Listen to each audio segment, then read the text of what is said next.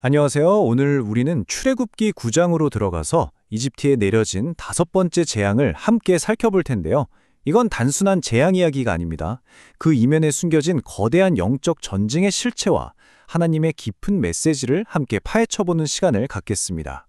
오늘 이야기는 이렇게 6부분으로 나눠서 살펴볼 겁니다. 하나님의 명령에서 시작해서 재앙의 의미를 깊이 들여다보고 마지막으로 오늘 우리에게 주시는 교훈까지 차근차근 따라가 보겠습니다. 자, 첫 번째 주제입니다. 모든 사건의 발단이죠. 바로 하나님의 분명하고도 권위 있는 명령, 그리고 이걸 정면으로 거부하는 파라오의 완고한 마음. 이 거대한 두 의지가 꽝 하고 부딪히는 데서 모든 이야기가 시작됩니다. 네, 바로 이 말씀. 이 구절이 모든 것의 출발점이에요. 하나님께서는 목적을 아주 명확하게 밝히시죠. 이스라엘 백성이 왜 나가야 하는가? 바로 하나님을 섬기기 위해서라는 겁니다. 그러니까 이건 단순한 노예 해방운동이 아니에요. 관계의 회복, 이게 진짜 목적인 거죠. 하나님은 이 모든 재앙을 통해서 당신의 백성이 당신을 제대로 알고 섬기기를 원하셨던 겁니다. 여기서 히브리 사람의 하나님이라는 표현이 정말 중요합니다. 이건 그냥 신의 여러 이름 중 하나가 아니고요. 하나님과 이스라엘 백성 사이에 아주 특별하고 인격적인 관계를 선포하는 말이에요. 마치 내가 바로 아무개의 아빠다라고 말하는 것처럼요. 모든 걸 그저 소유물로 여기는 파라오의 방식과는 차원이 다른 그런 관계를 보여주는 거죠. 이제 본격적으로 5번째 재앙이 시작됩니다. 그런데 이번 재앙은 좀 특별해요. 이집트 경제와 종교의 심장부라고 할 수 있는 가축이라는 아주 구체적인 대상을 정밀 타격하고 있거든요. 성경은 재앙의 대상을 아주 구체적으로 명시합니다. 말, 나귀, 낙타, 소, 양. 이 목록을 한번 보세요. 말은 군사력을 상징하죠. 나귀와 낙타는 운송수단, 그리고 소와 양은 부와 식량의 근원이었어요. 그러니까 이 재앙 하나로 이집트 사회의 기반 전체가 흔들리는 정말 포괄적인 공격이었던 셈입니다. 여기서 이런 질문을 던져볼 수 있겠죠. 아니, 왜 하필 가축이었을까? 사람을 직접 치실 수도 있었을 텐데요. 바로 이 질문이 우리를 재앙의 표면적인 현상을 넘어서 훨씬 더 깊은 영적인 의미로 이끌어줍니다. 네, 드디어 핵심입니다. 이 재앙은 단순한 자연재해가 아니었어요.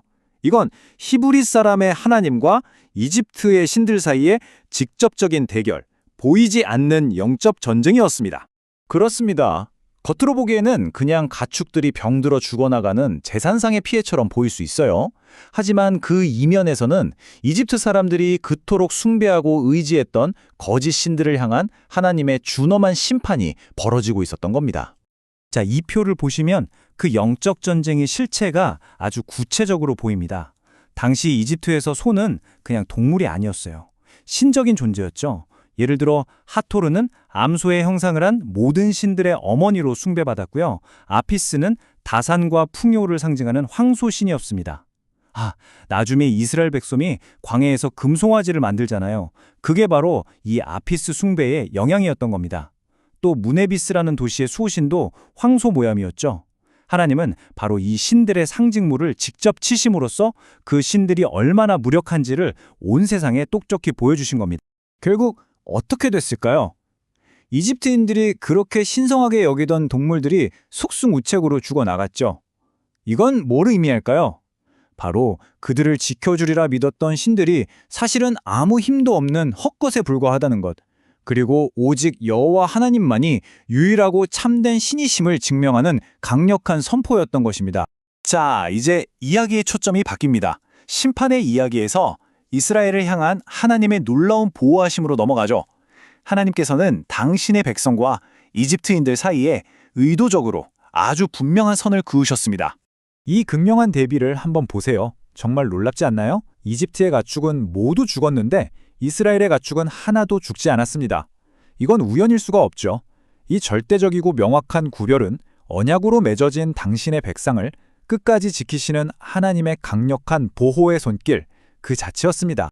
사실 이 구별에는 더 깊은 의미가 담겨 있습니다.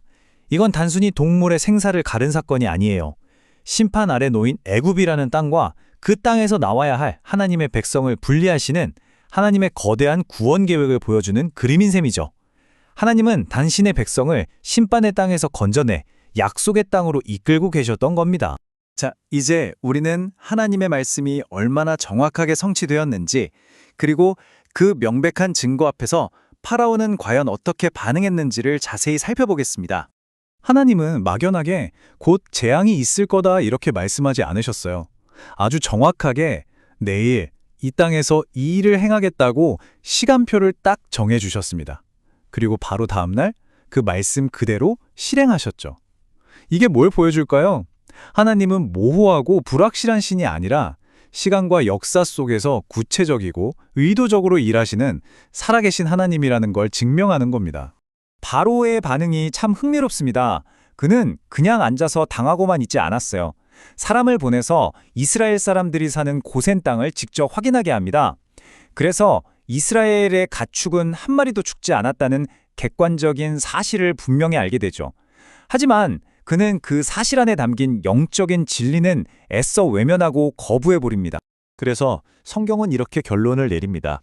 그러나 바로의 마음이 완강하여 백성을 보내지 아니하니라. 눈앞에 부인할 수 없는 증거가 펼쳐졌음에도 불구하고 그의 마음은 오히려 더 단단해지고 완악해졌다는 거죠. 이것이 바로 완악한 마음의 무서운 실체입니다. 자, 이제 이 수천 년 전의 이야기를 오늘을 살아가는 우리의 삶으로 한번 가져와 보겠습니다. 이 이야기 속에 담긴 영적인 원리가 오늘 우리에게는 어떻게 적용될 수 있을까요? 하나님께서는 파라오에게 내 백성을 보내라고 명령하셨습니다.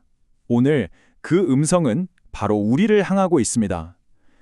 하나님께서 우리에게 떠나라고 말씀하시는 그곳, 세상의 가치와 욕심을 여전히 붙들고 떠나지 못하고 있는 내 마음속의 이집트는 과연 어디일까요? 결국 우리는 선택의 기로에 서 있습니다. 자신의 생각과 유익을 끝까지 고집하며 완악해졌던 파라오의 길을 갈 것인가? 아니면 모든 것을 내려놓고 주님의 인도하심에 순종했던 아브라함과 모세의 길을 따를 것인가? 오늘 말씀을 통해 주님의 이끄심에 온전히 반응하며 우리의 이집트를 떠나 약속의 땅으로 한 걸음 더 나아가는 우리 모두가 되기를 진심으로 소망합니다.